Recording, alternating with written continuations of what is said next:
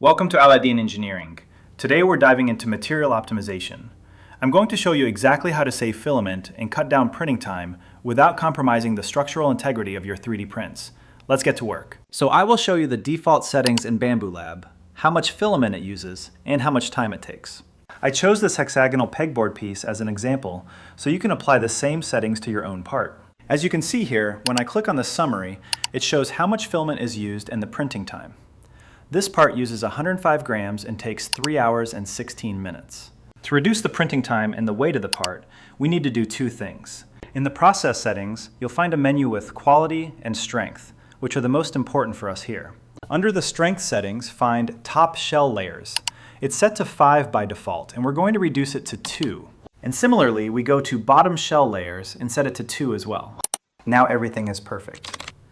Next we go to sparse infill pattern. By default, it's set to adaptive cubic, and we need to change it to lightning. Then we move to the quality settings and look for layer height.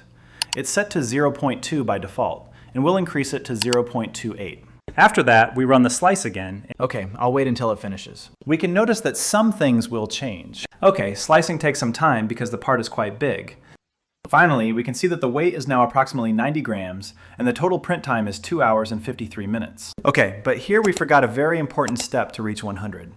Like I told you, to reduce it to around 80 grams, we go back to the strength settings and find sparse infill density. It's set to 20% by default, and we need to reduce it to 5%. We're going to slice the plate again and see the difference.